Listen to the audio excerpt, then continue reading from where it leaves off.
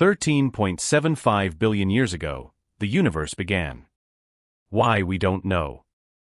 380,000 years after the Big Bang, it's a very precise number, you might say. How do you know that? Well, before that time, the universe was so hot that atoms couldn't form, so you had a soup of electrically charged particles. It was just too hot for electrons to go into orbit around nuclei, so the universe was opaque to light. It was like one big glowing star. Imagine if I told you that our universe has been around forever, even before the Big Bang. It might sound pretty wild, right? Well, hold on to your hats because renowned physicist Brian Cox is on board with this mind-bending idea. It's interesting, this idea that the Big Bang created the universe. That's what Einstein's theory says. That's textbook cosmology if you like.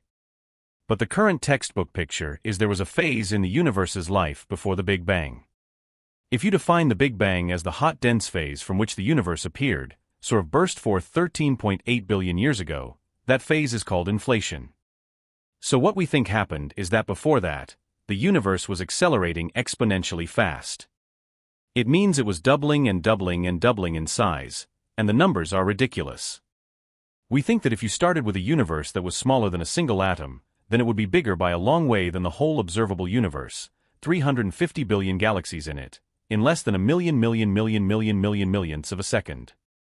So very rapid, exponentially fast expansion. And when that stopped, all the energy that was driving that expansion got dumped into space.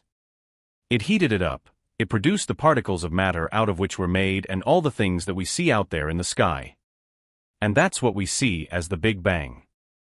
So that sounds like a fluke, but that's standard cosmology at the moment. The big question then is, well, what started the inflation? What stops the inflation? How long did the inflation go on for? And the answer to that is, we're not sure. We don't know. There are theories now that suggest, as I mentioned, that there may be more than one universe and potentially an infinite number. It's a mind-boggling idea, isn't it? And I should say one extra thing. If that's true, then some of those theories say that what we call the constants of nature, so things like the strength of gravity, the speed of light, the masses of the particles, can vary from universe to universe. And then you ask the question, well, why is our universe so perfect for life? Why do stars make carbon and oxygen the elements that you need for life? Why is everything so beautifully balanced so that living things can exist? The answer in these cases is because, well, every universe exists. Every possible combination of the laws of nature exists in different universes. So the reason we have to see a universe that allows us to exist is obvious. We could ask the question, well, how likely is that? Well, the answer, if there are an infinite number of them, is it's inevitable because there's every possible kind of universe. And I stress that this is very speculative stuff. But the first thing I said about inflation, the idea that there was this exponentially fast expansion before the Big Bang, if you want to use that language, that's not speculative. That's mainstream cosmology. This idea that may lead to multiple universes is more speculative, but it's still scientifically valid, and there are people who do research into that. And again, this is an active area of research. It all stems from a theory put forward by none other than Sir Roger Penrose, who suggests that our universe is just one in a whole cosmic lineup. Penrose's theory shakes up our understanding of time and space by proposing that there might have been universes before ours, all part of an endless cycle of creation and destruction.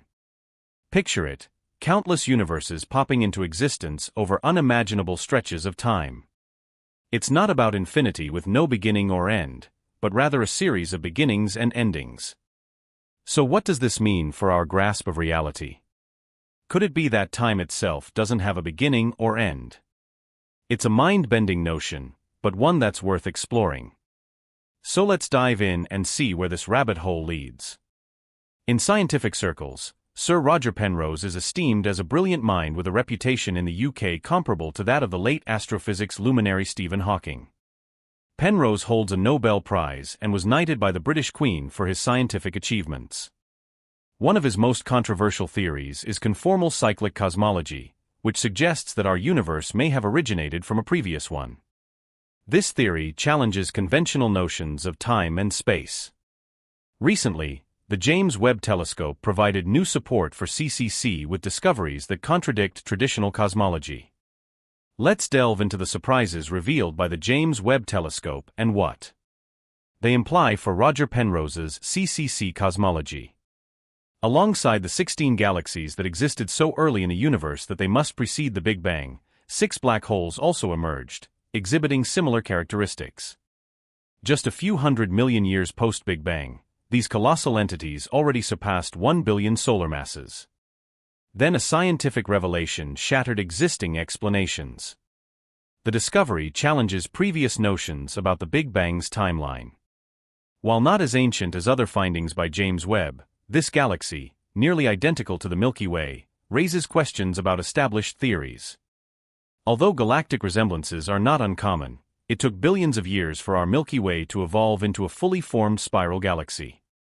This newfound galaxy existed approximately 2 billion years post-Big Bang. Assuming galaxies like this one require billions of years to develop, their age stretches beyond the Big Bang. This presents a unique advantage compared to James Webb's other discoveries because of its proximity. Analyzing the light of this galaxy is somewhat easier compared to the even older galaxies spotted by Webb. The data regarding the number of stars, their compositions, and the formations within this galaxy are more reliable. They indicate that this galaxy exhibited a level of maturity similar to our Milky Way only billions of years after the Big Bang. Have you ever pondered the idea that our Milky Way also existed in some form during the early universe? It could have been a small irregular globular cluster at that time, or perhaps our Milky Way is much older than previously believed and was already traversing space as a fully formed galaxy some 13 billion years ago. With an estimated stellar mass of approximately 3.9 billion solar masses, it's considerably larger than expected for galaxies of that age, although still relatively small compared to the Milky Way. However, the primary question regarding the evolution of galaxies in the early universe revolves less around mass and more around shape. The shapes of galaxies are believed to evolve through intricate merging and growth processes spanning billions of years. How does this recent discovery lend support to Roger Penrose's conformal cyclic cosmology? According to CCC, the universe didn't begin with a traditional Big Bang concept but emerged from a previous universe, with all information about matter, stars, and galaxies already existing. Despite this, each new universe in CCC still starts with an event akin to a Big Bang. Previous cosmologies struggle to explain what came before the Big Bang. Classical physicists claimed nothing happened, while quantum physics proposed a quantum tapestry of equilibrium. However, the origin of this quantum fluctuation remained unexplained until Penrose's idea offered some insights. The CCC is highly complex, so here's a simplified overview. Picture a universe much like ours, where massive black holes consume all matter. Eventually, as the last star and grain of dust vanish into these behemoths, physical forces halt. This initiates a chain reaction akin to the universe's demise. For a brief period beyond our time frame, the universe reaches complete equilibrium, devoid of measurable forces or matter. Only the black holes may persist or evaporate in this transition from death to renewal. Eventually, a new universe emerges from what we might call a spark of life, or more scientifically, a law of cyclicity. This kickstarts the creation process anew. Penrose's theory suggests that the universe's properties at its end closely resemble those at the beginning of a new era. He developed the CCC concept while exploring the core aspects of general relativity and quantum mechanics. To this day, the two disciplines remain considered incompatible. Penrose sought both points of contact and contradictions between them. In his exploration, he observed the significance of singularities and the characteristics of the cosmic microwave background. He noted that the thermodynamic time direction of the universe, as dictated